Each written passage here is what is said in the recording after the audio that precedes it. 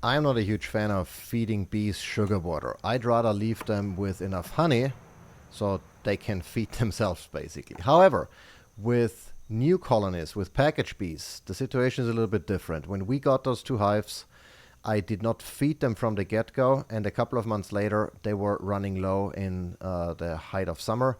And so I had to feed them because one colony was getting really, really weak. And so my preferred way of feeding them is a way that reduces the risks of robbing by just putting a deep super on top and then use 1 gallon mason jars with metal lids that I've poked holes into, and then just turn them around upside down and allow them to feed through the inner cover.